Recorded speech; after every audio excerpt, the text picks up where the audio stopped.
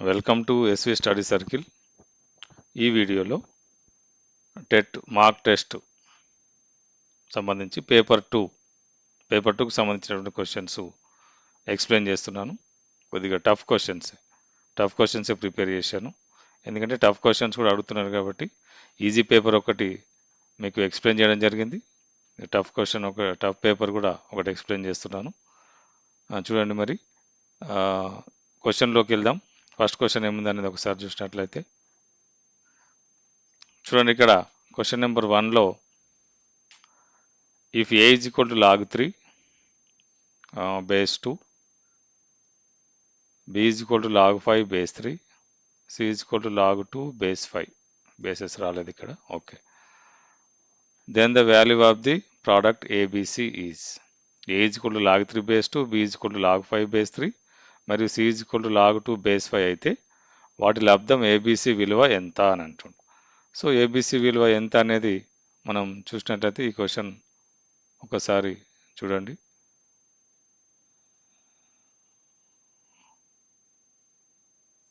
Okay, చూడండి ఇక్కడ ఏ is equal to మనకి ఇచ్చినటువంటి దత్తాంశం ఏముంది? A is equal to log 3 base 2 ఉంది, B is equal to log 5 base 3 ఉంది, C is equal to log 2 base 5 ఉంది. సో ఇది లాగరిథమిక్ ఫామ్లో ఉంది కాబట్టి మనం ఎక్స్పోనెన్షియల్ ఫామ్లోకి ఏబిసి విలువలు కావాలి కాబట్టి ఏ ఇంటూ బి ఇంటూ సి విలువ కావాలి కాబట్టి మనం ఏం చేస్తాం? ఎక్స్పోనెన్షియల్ ఫామ్లో రాస్తాం. ఇది ఎక్స్పోనెన్షియల్ ఫామ్లో ఎట్లా రాస్తాం? ఇది లాగరిథమిక్ ఫామ్. ఎక్స్పోనెన్షియల్ ఫామ్లో 2 power A is equal to 3, ఇటు వచ్చేస్తుంది.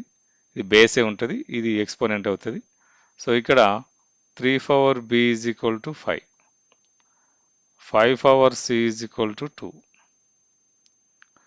సో ఈక్వేషన్ అన్నిటిని ఇది 1, 2, 3 అన్నిటిని మనం మల్టిప్లై చేసినట్లయితే లెఫ్ట్ సైడ్లో 2 పవర్ ఏ ఉంది, ఇక్కడ సెకండ్ దాంట్లో 3 పవర్ బి ఉంది, 5 power C is equal to మనకి ఎంత ఉంది? 3 ఇంటూ 5 ఇంటూ 2 వచ్చేసి.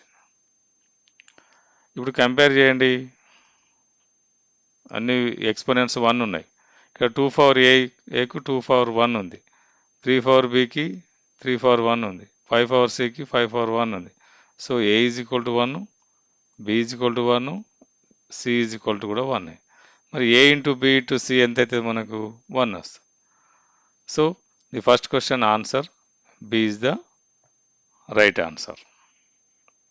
B is the right answer. Logarithmic forms exponents ఫామ్లోకి రాసుకోండి. లెఫ్ట్ సైడ్ 3 ఈక్వేషన్స్ వచ్చినాయి మనకు. 3 ఈక్వేషన్స్ను మల్టిప్లై చేసేస్తే మనకు ఏబిసి విలువలు వస్తే వాటిని మల్టిప్లై చేయమన్నాడు. మనకు అన్ని 1 ఉన్నాయి కాబట్టి వాటి మల్టిప్లికేషన్ కూడా 1.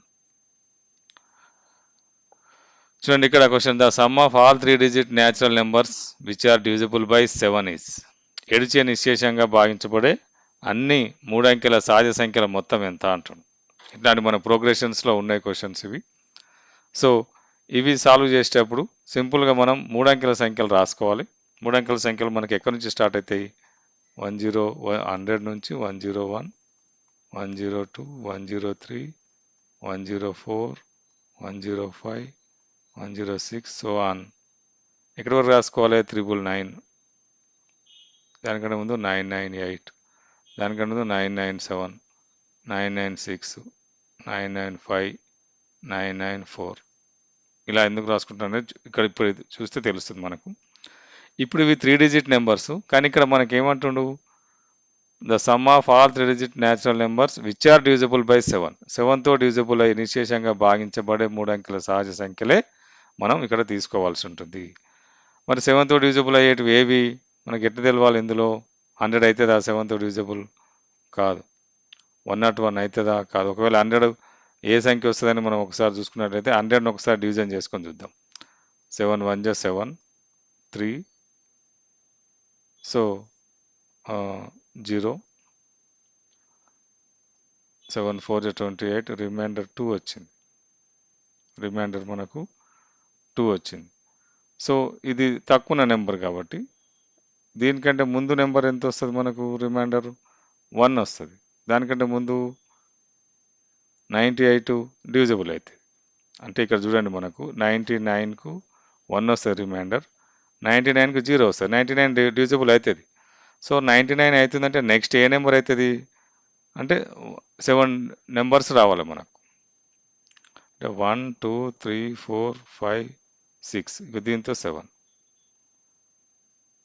సో ఇక్కడికి 7 105 104 అవుతుందా? 104 కూడా కాదు.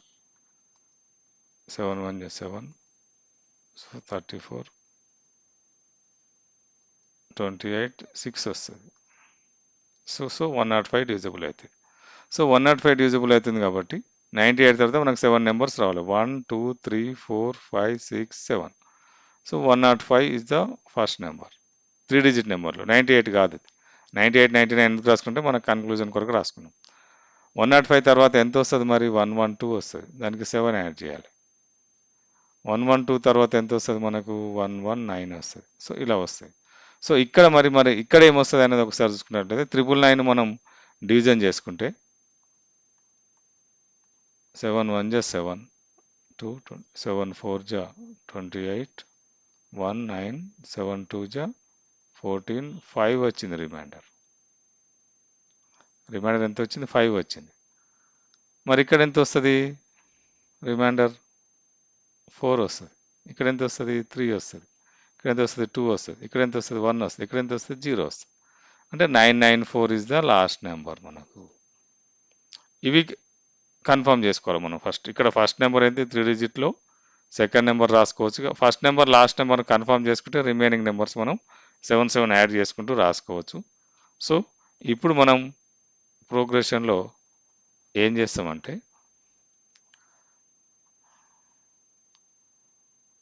నెంబర్స్ 7తో డివిజిబుల్ అయ్యే నెంబర్స్ ఎన్ని ఉన్నాయి అనేది మనం ఫైండ్ అవుట్ చేయాలి. 7తో డివిజిబుల్ అయ్యే నెంబర్స్ ఎన్ని ఉన్నాయి అనేది ఫైండ్ అవుట్ చేయాలి మనం. ఇవన్నీ ఎన్ని ఉన్నాయి అని అంటే మనకు ఏఎన్ ఫార్ములా ఉంది.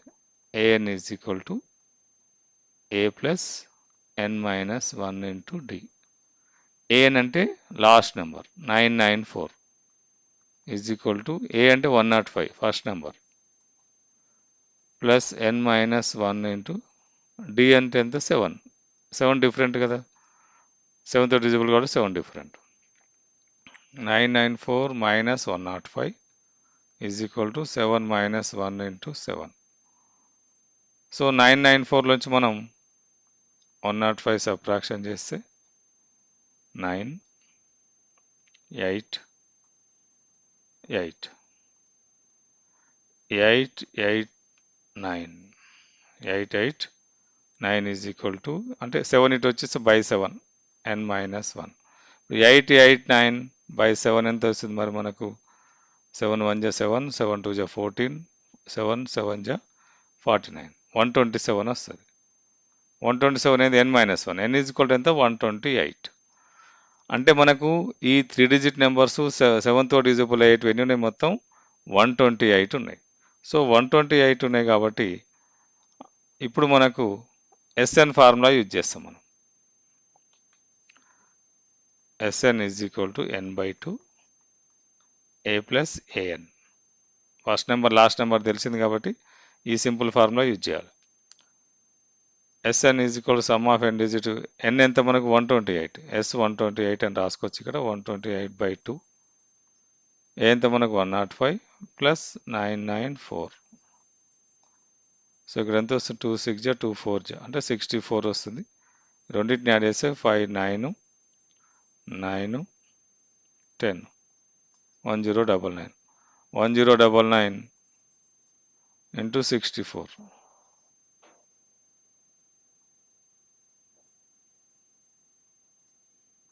చూడండి 3 4 4 6 9 జా 54 5 మళ్ళీ 6 9 జా 54 5 59 5 6 1 జా 6 6 3 1 3 1 0 1 70336. ఎక్కడుంది 70336?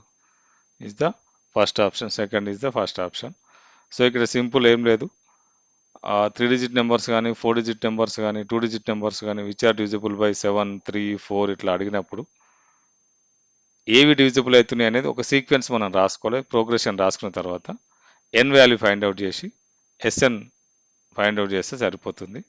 సో ఇది కొద్దిగా టైం తీసుకున్నా కానీ స్పీడప్ చేస్తే ఈజీగానే వచ్చేస్తుంది. ఇక్కడ చూడండి third question, if the roots of the quadratic equation X square minus px plus Q is equal 0 are two constitutive integers then P square minus 4q is equal to అంటుంది. X square minus px plus Q is equal 0 అనే వర్గ సమీకరణం యొక్క మూలాలు రెండు వరుస పూర్ణ సంఖ్యలు అయితే పీ స్క్వేర్ మైనస్ 4q విలువ దేనికి సమానం అంటుంది. మనకి ఇచ్చినటువంటి ఈక్వేషన్ ఏంది ఇక్కడ, X square minus px plus Q ఇచ్చిండు ఈజ్ ఈక్వల్ టు 0 ఇచ్చిండు. మూలాలు ఏమంటుండు, మూలాలు రెండు వరుస పూర్ణ సంఖ్యలు, వరుస సంఖ్యలు అంటుండు కాబట్టి మనం మూలాలు ఏం తీసుకుంటాం, ఒకటి ఆల్ఫా అయితే ఇంకోటి ఆల్ఫా ప్లస్ 1 అయితే వరుస సంఖ్యలు కాబట్టి. సో సమ్ ఆఫ్ రూట్స్ మనకు తెలుసు, మూలాల మొత్తం ఏంటి మనకు minus B by A. Minus B అంటే బి ఎంత ఉంది, ఇక్కడ పి ఉంది, మైనస్ ఆఫ్ మైనస్ ఉంది కాబట్టి మైనస్ బి బై ఏ, కాబట్టి ఇది A X square plus B X plus సితో కంపేర్ చేస్తే ఏ అనేది ఏమో 1 ఉంది, పి ఉంది, బి మైనస్ పి ఉంది, సి క్యూ ఉంది. Minus of minus P by 1 అంటే పీనే. ఏ ఈజ్ ఈక్వల్ టు 1 అంటే 2 alpha plus 1 is equal to P అయింది. 2 alpha plus 1 is equal to P అయింది. మరి ఆల్ఫా ఎంత అవుతుంది అప్పుడు, 2 alpha is equal to P minus 1, alpha is equal to P minus 1 by 2 అయింది. ఇది ఆల్ఫా అయింది. మరి ఆల్ఫా ప్లస్ 1 ఎంత అవుతుంది, సెకండ్ ఎంత వస్తుందో చూద్దాం ఒకసారి. P minus 1 by 2 plus 1. So P minus 1 plus LCM తీసేస్తే 2 వస్తుంది, 2 by 2. So P plus 1 by 2 అయింది, ఆల్ఫా ప్లస్ 1. అంటే ఫస్ట్ రూట్ మనకు పి మైనస్ 1 బై 2 ఉంటే సెకండ్ రూట్ ఎంత అయింది, పి ప్లస్ 1 బై 2 అయింది. P minus 1 by 2, P plus 1 by 2 అయింది. సో వీటి ప్రోడక్ట్ ఏమవుతుంది మనకు, వీటి product C by A. Product ఏంది, సి బై ఏ. ప్రోడక్ట్ అంటే ఏమొస్తుంది మనకు, రెండింటిని ఇంటూ చేసేస్తే సి బై ఏ ఎంత, సి ఎంత ఉంది ఇక్కడ, క్యూ అంటే క్యూకి ఈక్వల్ కావాలి. ఎంతకి ఈక్వల్ కావాలి, క్యూకి ఈక్వల్ కావాలి, క్యూ బై 1. సో ఇక్కడ A minus B A plus B మనం అప్లై చేసినట్లయితే P square minus 1 by 4 is equal to Q. So P square minus 1 is equal to 4q. మనకు 4q లెఫ్ట్ సైడ్ వచ్చినట్లయితే P square minus 4q, ఇక్కడ ఉన్న 1 minus 1 ఇటు వస్తే 1 అవుతుంది. దీని వాల్యూ 1 వచ్చింది మనకు, దాదే వాల్యూ అడిగిండు. So A is the right answer. Third క్వశ్చన్కి A is the right answer.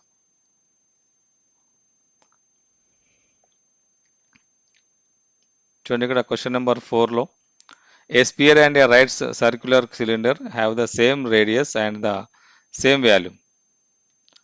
The ratio of the diameter of the sphere to the height of the cylinder is. ఒక గోళం మరియు ఒక క్రమ వృత్తాకార స్తూపం సమాన వ్యాసార్థాన్ని మరియు సమాన ఘనపరిమాణాన్ని కలిగి ఉన్నాయి. గోళం యొక్క వ్యాసార్థానికి స్తూపం యొక్క ఎత్తు గల నిష్పత్తి ఎంత అంటుంది. సమాన ఘనపరిమాణాన్ని కలిగి ఉన్నాయి అంటుంది కాబట్టి గోళం ఘనపరిమాణం మనకు, గోళంది ఏమొస్తుంది 4/3 5r³ వస్తుంది. స్తూపంది ఏమొస్తుంది 5r² వస్తుంది. సో ఇక్కడ ఆరు సమానం అంటుండు, ఆర్లు సమానం అంటుండు, ఘనపరిమాణాలు కూడా సమానం అన్నాడు కాబట్టి ఘనపరిమాణం మనం సమానం చేసినట్టయితే 4/3 5r³ is equal to 5r²h. So 5కి 5 క్యాన్సల్. ఇక్కడ ఆర్లు 3 ఉన్నాయి కాబట్టి ఒక 2 క్యాన్సల్ అయితే ఒకటి మిగులుతుంది, ఈ ఆర్లు క్యాన్సల్. సో మనకు 4/3 ఆర్ ఇచ్చిండు. కానీ ఇక్కడ ఏమంటుండు, గోళం వ్యాసానికి అంటుండు. వ్యాసం అంటే ఆర్ వాల్యూ ఎంత వస్తుంది, R is equal to d/2. R దగ్గర మనం d/2 రాసినట్టయితే d/2 is equal to H. So ఎంత అవుతుంది, ఇది 2 1 జా 2 2 జా క్యాన్సిల్ చేయండి, ఎక్కడ క్యాన్సిల్ అంట 2/3 into d is equal to H. So మనం d అటు సైడ్ తీసుకపోతే మనకేమొస్తుంది 2/3 ఈజ్ ఈక్వల్ టు h/d వస్తుంది. మనకేమన్నాడు, గోళం వ్యాసానికి స్తూపం ఎత్తుకు నిష్పత్తి అడిగిండు. d ఫస్ట్ అడిగింది కాబట్టి d/h. d అంటేనేమో 3 3/2, h అంటేనేమో 2. So D/H is equal to 3:2 వస్తుంది. 3:2 ఎక్కడుంది మరి మనకు? A is the right answer. ఘనపరిమాణాలు ఈక్వల్ చేసుకొని రేడియస్ను డయామీటర్లోకి చేంజ్ చేసుకుంటే మనకు రేషియో వచ్చేస్తుంది. ఇక్కడ చూడండి question number, if 2 power x is equal to 3 power y is equal to 12 power z, then which of the following relations is true? 2 power x is equal to 3 power y is equal to 12 power z అయితే క్రింది సంబంధాల్లో ఏది నిజం అంటుంది. So ఇలాంటి questions వచ్చినప్పుడు మనం ఏం చేస్తామంటే ఒక కాన్స్టెంట్కి ఈక్వల్ రాసుకుంటాం. అది అన్ని ఈక్వల్ అంటుంది కాబట్టి వీటన్నిటిని సంథింగ్ ఒక కాన్స్టెంట్ రాసుకుంటాం, k అని రాసుకుంటాం. So 2 power x is equal to k అయినప్పుడు 2 ఈజ్ ఈక్వల్ టు ఏమవుతుంది మనకు? k పవర్ 1/x అవుతుంది. Same as it is similarly అదేవిధంగా 3 power y is equal to k అయినప్పుడు 3 is equal to k power 1/y అయింది. So ఇక్కడ కూడా 12 power z is equal to k అయినప్పుడు 12 is equal to k power 1/z. కానీ 12ను మనం fractions ఫామ్లో రాయొచ్చు. 4 ఇంటూ 3 రాయొచ్చు. 4 into 3 is equal to k power 1/z. 4 ఏం రాయొచ్చు? 2 స్క్వేర్ రాయొచ్చు. ఇది 3 power 1 is equal to k power 1/z. 2 ఎంత వచ్చింది మనకు? 2 అనేది k పవర్ 1/x కాబట్టి k power 1/x whole square into 3 ఎంత వచ్చింది? k power 1/y is equal to k power 1/z. So ఇది k power 2/x into k power 1/y is equal to k power 1/z. ఇక్కడ మనం exponents formulas ఒకసారి use చేసినట్లయితే a power m into a power n. So ఏమవుతుంది? k power 2/x plus 1/y is equal to k power 1/z. ఇక్కడ మళ్ళీ exponents ఇవి equal వచ్చినాయి కాబట్టి ఎక్స్పోనెంట్స్ ఈక్వల్ చేస్తే మనం 2/x plus 1/y is equal to 1/z. ఇది రిలేషన్ వస్తుంది. ఈ రిలేషన్ ఎక్కడ ఇచ్చింది మనకు? B is the right answer. B దగ్గర ఇచ్చిన relation 1/z is equal to 2/x plus 1/y. So fifth question answer is the B.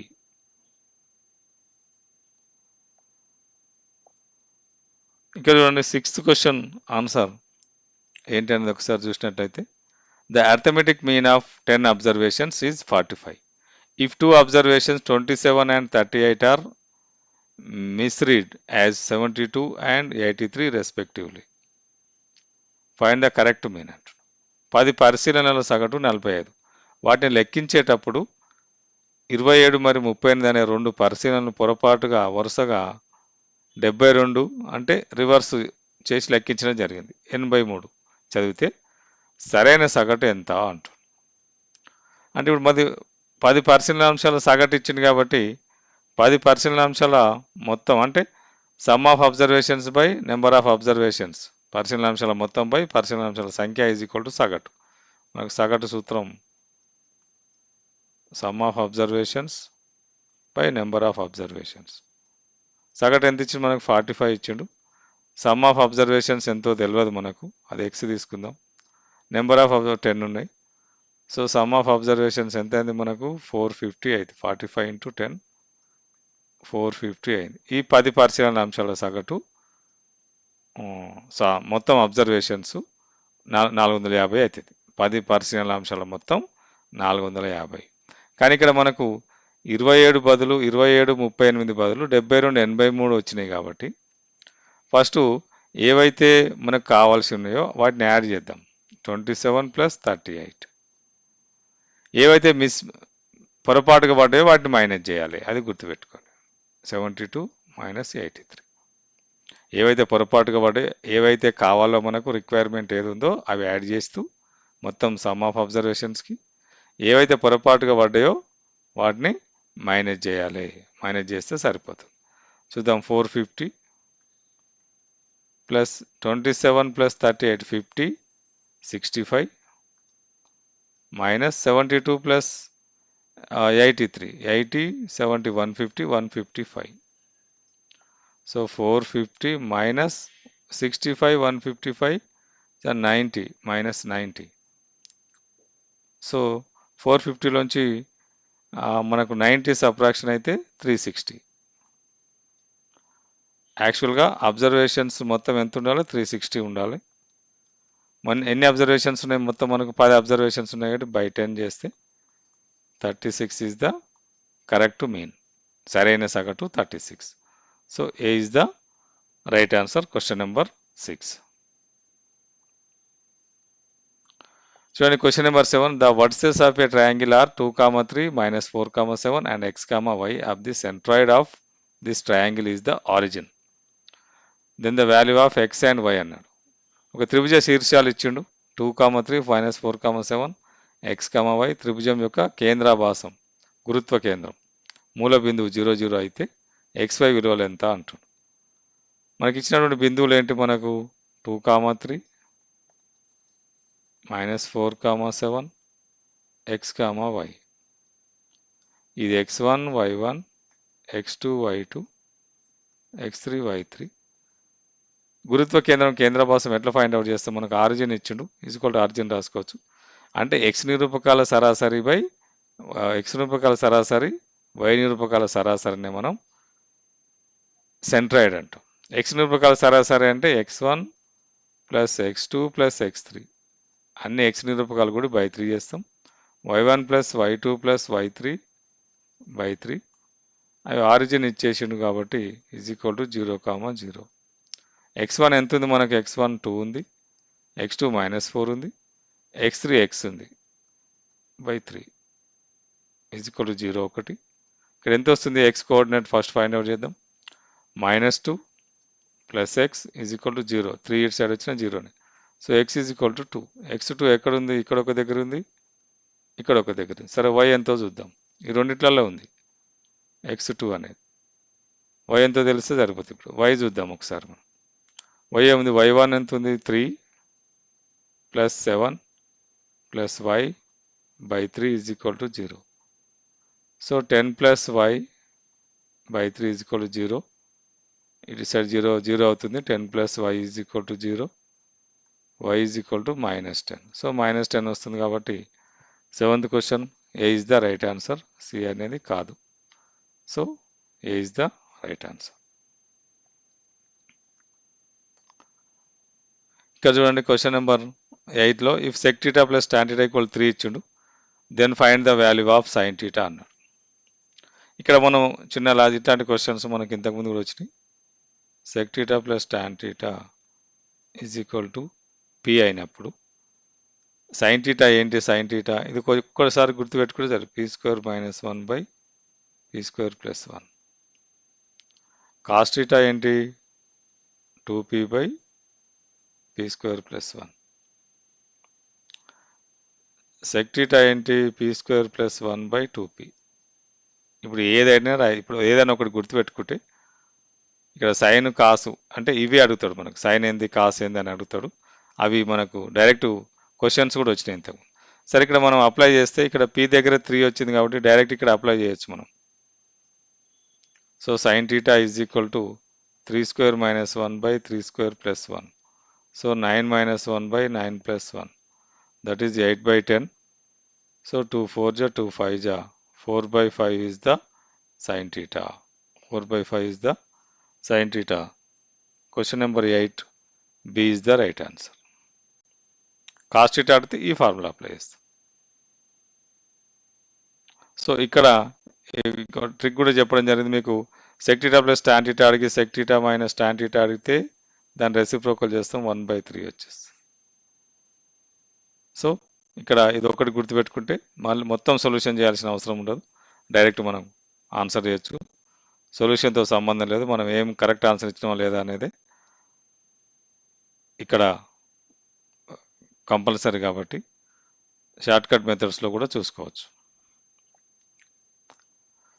చూడండి ఇక్కడ క్వశ్చన్ నెంబర్ 9లో the number of subsets of a set containing n elements is 112 more than the number of subsets of a another set containing m elements. Find the value of n and m.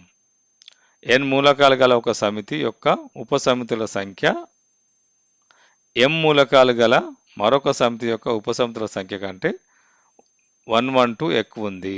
అయితే n m విలువలు ఎంత అంటారు. ఏమేమి మూలకాలు ఉన్నాయి ఇక్కడ మనకు? ఒక సమితిలో n మూలకాలు ఉన్నాయి, n ఎలిమెంట్స్ ఉన్నాయి. ఇంకో సమితిలో m ఎలిమెంట్స్ ఉన్నాయి.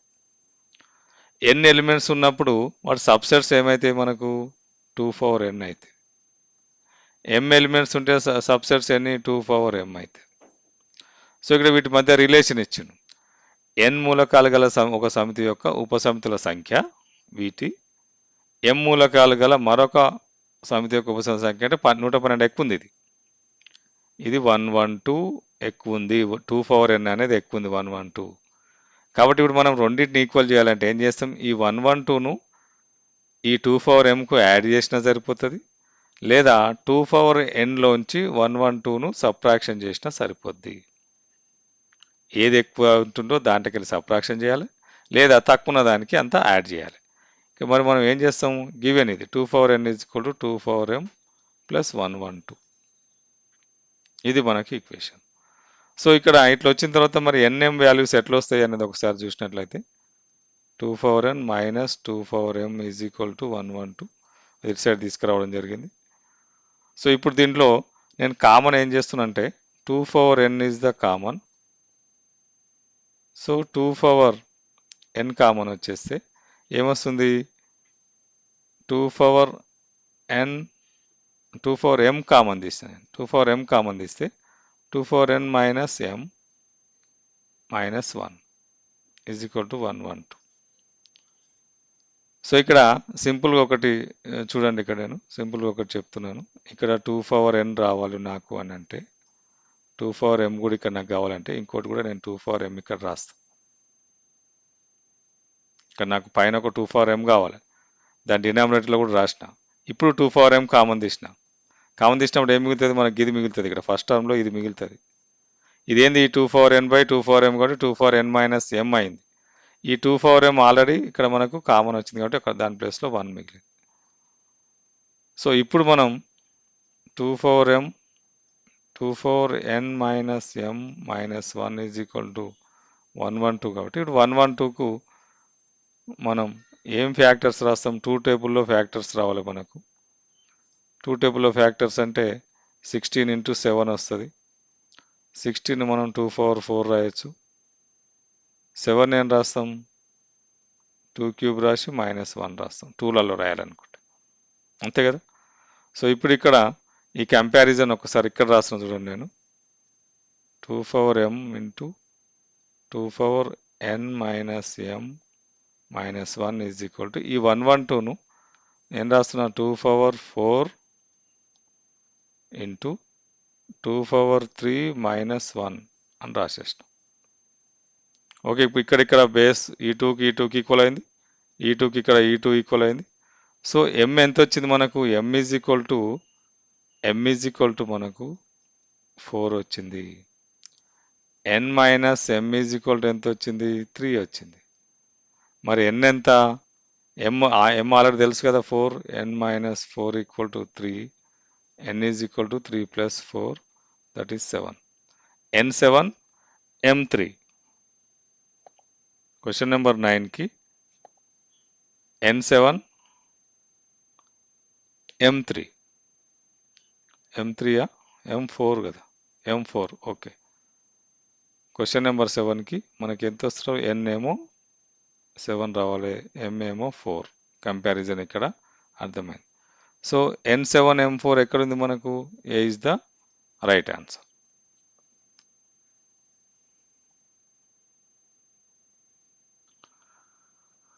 చూడండి, పేక ముక్కల క్వశ్చన్ కూడా వచ్చింది.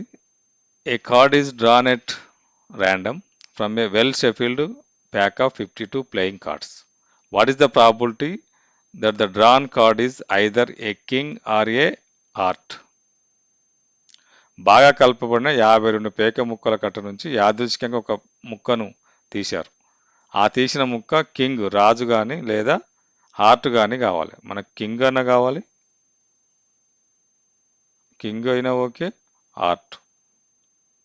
హార్ట్ అయినా ఓకే అంటూ. మరి ఇప్పుడు ఎట్లా క్యాలిక్యులేట్ చేస్తాం దీన్ని అంటే మొత్తం 52 పేక ముక్కలు కాబట్టి మనకు డినామినేటర్లో P ఆఫ్ E తెలుసు కదా, అనుకూల పర్యవసనాలపై మొత్తం పర్యవసానాలు, అనుకూల పర్యవసానాలు favourable outcomes by total possible outcomes. Total possible outcomes మనకు 52, 52 పేక ముక్కలు అంటుంది కాబట్టి. ఇప్పుడు న్యూమరేటర్లో ఫేవరబుల్ ఏందనేది చూడాలి. కింగ్స్ ఎన్ని ఉంటాయి మనకు? 4 ఉంటాయి. హార్ట్ ఎన్ని ఉంటాయి? 13 ఉంటాయి. 4 టైప్స్ ఉంటాయి cards: red heart, red diamond, black clubs, black కలావరు అంటే మనం క్లబ్స్. బ్లాక్ 4 ఉంటాయి. బ్లాక్ స్పేడ్స్, సారీ, మనకు 4 డిఫరెంట్ టైప్స్ ఉంటాయి: black spades, black clubs, red heart, red diamond. అంటే రెడ్ కలర్ ఆఫ్ ఉంటాయి, బ్లాక్ కలర్ ఆఫ్ ఉంటాయి. సో ఇందులో రెడ్ హార్ట్, ఈ black spades, black clubs, red heart, red డైమండ్స్లో అన్నీ ఒక్కొక్క కార్డు ఉంటాయి. అది కూడా గుర్తుపెట్టుకోవాలి మనం. కింగ్ అనేది ఇందులో ఒకటి ఉంటుంది, బ్లాక్ స్పేడ్లో ఒక కింగ్ ఉంటుంది, బ్లాక్ క్లబ్ ఒక కింగ్ ఉంటుంది, రెడ్ హార్ట్లో ఒక కింగ్ ఉంటుంది, రెడ్ డైమండ్లో కూడా ఒక కింగ్ ఉంటుంది. సో ఇక్కడ వీటి కాంబినేషన్లో ఒకటి వస్తుంది మనకు, వీటి కాంబినేషన్లో ఒకటి వస్తుంది, ఇందులో వస్తుంది. రెడ్ హార్ట్ అన్నప్పుడు ఇందులో ఒక కింగ్ వస్తుంది, ఈ 4 ఇట్లలో ఉన్న కింగ్ కూడా అదే ఉంటుంది. కాబట్టి ఇక్కడ కింగ్స్ మనం ఇందులో ఒకటి వస్తుంది కాబట్టి 3 తీసుకుంటాం. ఇవి 13 క్యాలిక్యులేట్ చేస్తాం. మొత్తం ఎంత? 16. 16/13 కాబట్టి మనకి ఏమైనా సింప్లిఫికేషన్ ఉందా ఇక్కడ? 4 4 జా 4 1 జా 4 13 జా 4/13. So A is the right answer. Cards అన్నప్పుడు పర్ఫెక్ట్ గుర్తుపెట్టుకుంటే బ్లాక్ స్పేడ్స్ ఒక సెట్ అంటే ఒక కలర్, అది అన్ని 1 1 ఉంటాయి అందులో. 2 3 4 5 6 7 8 9 10 JQKA అన్ని ఇందులో ఉంటాయి బ్లాక్ స్పేడ్స్లో. మళ్ళీ బ్లాక్ క్లబ్లో కూడా అన్ని ఉంటాయి, 13 ఉంటాయి. రెడ్ హార్ట్లో 13 ఉంటాయి, రెడ్ డైమండ్లో 13 ఉంటాయి. ఇక్కడ కింగ్స్ అన్నారు కాబట్టి కింగ్ అనేది ఈ 4లో ఒకటి బ్లాక్ క్లబ్ ఉంటుంది, ఒకటి బ్లాక్ స్పేడ్ ఉంటుంది, ఒకటి రెడ్ హార్ట్ ఉంటుంది, ఒకటి రెడ్ డైమండ్ ఉంటుంది. ఇక్కడ ఆల్రెడీ రెడ్ హార్ట్ అనేది ఇందులోకి వచ్చేస్తుంది ఒకటి కాబట్టి ఇక్కడ 3 తీసుకోవాలి మనం. ఇక్కడ 4 తీసుకుంటే 17 వస్తుంది. 17/52 కూడా ఆన్సర్ ఉంది చూడండి, కన్ఫ్యూజ్ కావద్దు. అక్కడ మనం 4 తీసుకుని అక్కడ 13 తీసుకుంటే 17 వస్తుంది. 17/52 కూడా ఆన్సర్ ఉంది. టక్కున మనం ఆ ఆన్సర్ పెట్టేస్తాం, కన్ఫ్యూజ్ కాకుండా ఉండండి. చూడండి ఇక్కడ క్వశ్చన్ నెంబర్ 11లో, in a triangle ABC the internal bisectors of an angle B and an angle C meet at point O. If angle A is equal to 70 degrees, then the measure of angle BOC is. ABC త్రిభుజంలో angle B మరియు angle Cలు అంతర సమద్విఖండన రేఖలు ఓ బిందువు వద్ద కలుసుకుంటాయి. Angle A is equal to 70 degrees అయితే యాంగిల్ BOC యొక్క కొలత ఎంత అంటారు. మనం ఒకసారి డయాగ్రామ్ కంపల్సరీ, జామెట్రీకి సంబంధించిన క్వశ్చన్ కాబట్టి డయాగ్రామ్ కంపల్సరీ గీసుకోవాలి. Right, A B C. A దగ్గర ఆల్రెడీ ఇచ్చింది మనకు 70 degrees. బి నుంచి సి నుంచి బి నుంచి బైసెక్టర్స్ వస్తున్నాయి మనకు. సి నుంచి బి నుంచి బైసెక్టర్స్ వస్తున్నాయి. సో ఇక్కడ బైసెక్టర్స్ అంటే సి ఇక్కడ పార్ట్ ఈక్వల్ పార్ట్స్ డివైడ్ అవుతాయి, ఇక్కడ కూడా ఈక్వల్ పార్ట్స్ డివైడ్ అవుతాయి. సో ఫస్ట్ మనకు యాంగిల్ ఏమున్నాయి మనకు? Angle A plus angle B plus angle C is equal to 180 degrees. So angle B plus నేను ఏం చేస్తున్నా ఇక్కడ యాంగిల్ సి రెండింటిని ఇక్కడ ఉంచి 180 మైనస్ యాంగిల్ ఏ రాస్తున్నాం.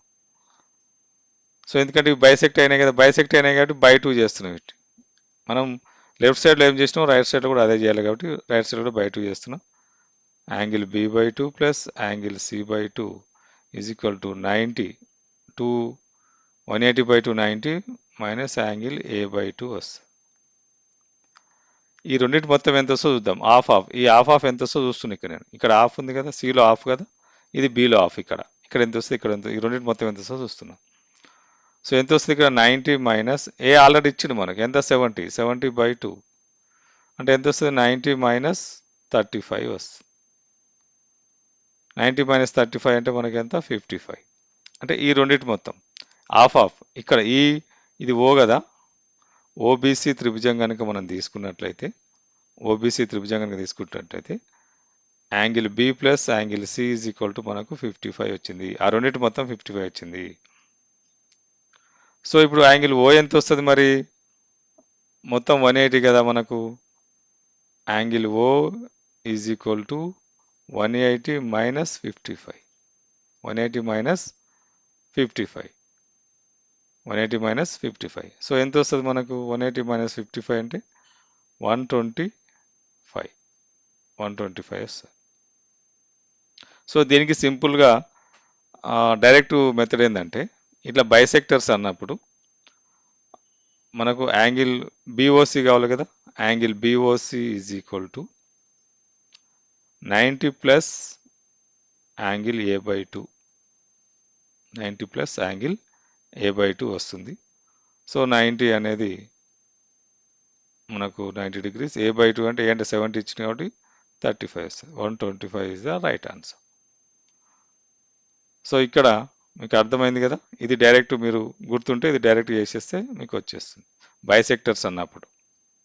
So 125 B is the right answer. 11th question.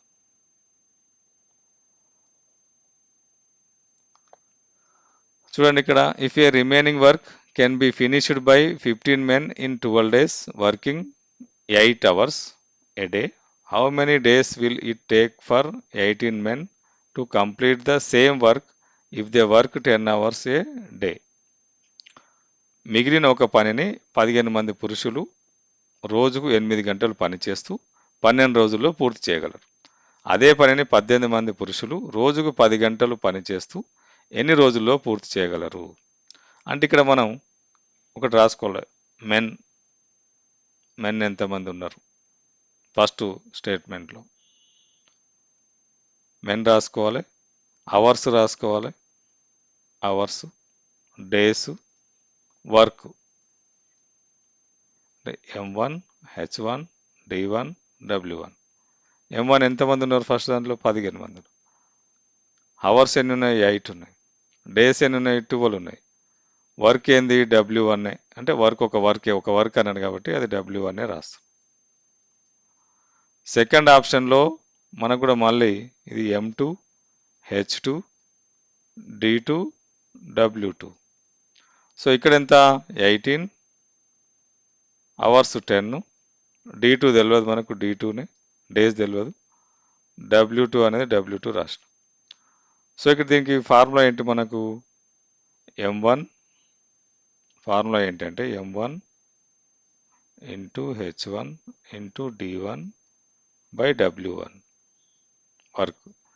ఇక్కడ also same M2 H2 into D2 by W2.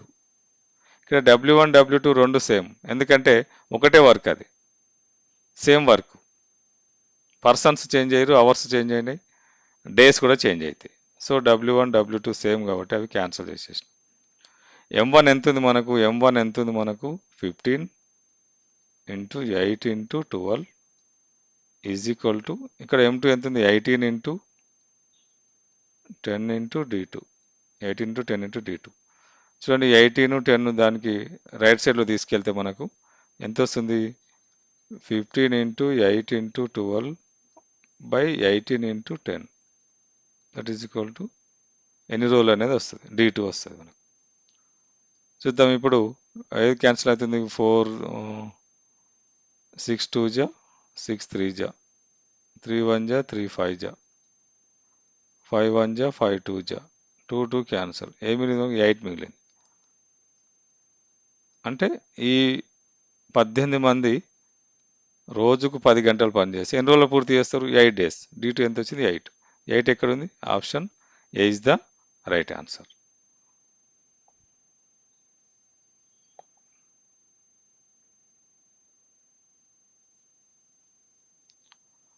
ఇక్కడ చూడండి, the sum of A 2-digit number and the number obtained by reversing it's digits is 121.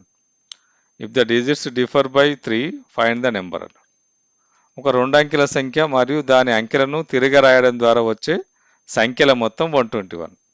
ఆ సంఖ్యలోని అంకెల మధ్య వ్యత్యాసం 3 అయితే ఆ సంఖ్య ఏది అంటుండు. చూద్దాం ఒక్కసారి. ఇక్కడ వ్యత్యాసం 3 సమ్ 121 అయ్యేటివి మనకు డైరెక్ట్ ఇక్కడ మీరు ఆప్షన్స్ కూడా చూసుకోవచ్చు. ఒక్కసారి చూద్దాం సొల్యూషన్ ఏందనేది చూద్దాం ఒకసారి. మనకు సంఖ్య తీసుకున్నప్పుడు ఒక 2 అంకెల సంఖ్య కాబట్టి టెన్స్ ప్లేస్లో ఎక్స్ తీసుకున్నాం, యూనిట్ ప్లేస్లో వన్స్ ప్లేస్లో వై తీసుకున్నప్పుడు ఈ సంఖ్య ఏమవుతుంది? 10x ప్లస్ వై అవుతుంది. రివర్సింగ్ చేయమంటాడు. రివర్సింగ్ చేయమన్నప్పుడు టెన్స్ ప్లేస్లో వై వస్తుంది, వన్స్ ప్లేస్లో ఎక్స్ వస్తుంది. అప్పుడు ఎంత అవుతుంది సంఖ్య? 10y ప్లస్ ఎక్స్ అవుతుంది. ఇప్పుడు రెండింటిని యాడ్ చేస్తే ఎంత అంటుండు? 121 అంటుండు. రెండింటిని యాడ్ చేయాలన్నప్పుడు ఇప్పుడు ఎక్స్లో యాడ్ చేస్తే 11x plus 11y that is equal to 121. X plus Y is equal to 11 common తీసేస్తే 121.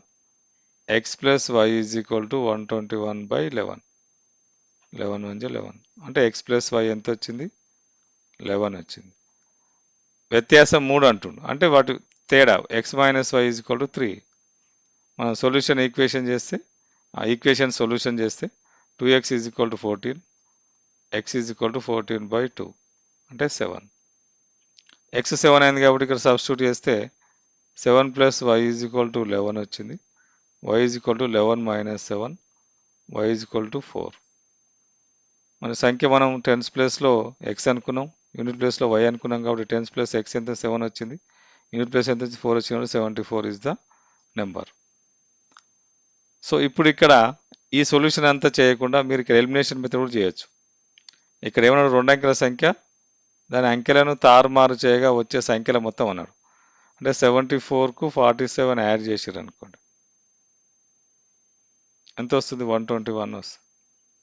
వాటి తేడా అంకెల తేడా 3 ఉందా? ఓకే 3 ఉంది. రైట్. ఇది చూడండి ఒకసారి. 85, 58 యాడ్ చేయండి, ఎంత వస్తుంది?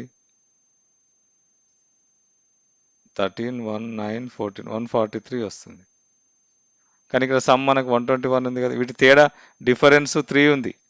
ఇక్కడ కూడా డిఫరెన్స్ 3 ఉంది. అదిగా డిఫరెన్స్తో పాటు 2 స్టేట్మెంట్స్ మనకు సాటిస్ఫై కావాలి. అంటే వాటిని రివర్స్ చేసినా కానీ 121 రావాలి. 121 వచ్చేది ఎక్కడుంది? 74 ఒకటే ఉంది. మనం డిఫరెన్స్ ఒకటే చూసుకున్నట్లయితే ఇక్కడ డి ఆప్షన్ పెడతాం, 5 అన్నీ అని పెట్టేస్తాం. కానీ ఇక్కడ 74 ఒకటే కరెక్ట్ ఆన్సర్. మనకు A is the right answer.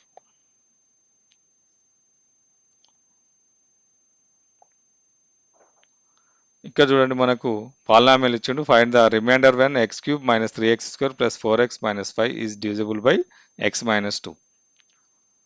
x³ minus 3x² plus 4x minus 5ను x మైనస్ 2 చే భాగించినప్పుడు వచ్చే శేషం ఎంత అంటారు. అంటే మనకు రిమైండర్ థీరం మనం రాసుకోవచ్చు. p of x is equal to ఏంటి? మనకు x³ minus 3x² plus 4x minus 5 division చేసుకుంటూ ఉండొద్దు.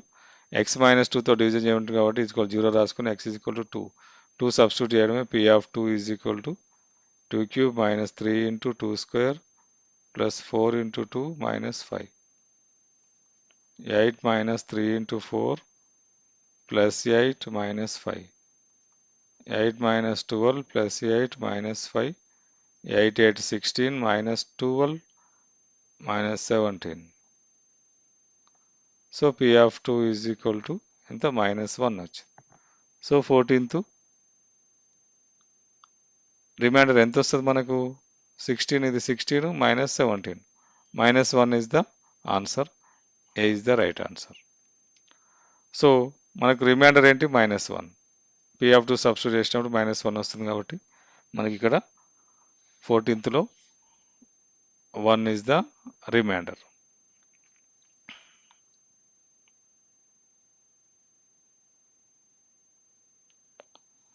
చూడండి ఇక్కడ 15th question. The inner radius of A circular racing track is 7 meters and its outer radius is 14 meters.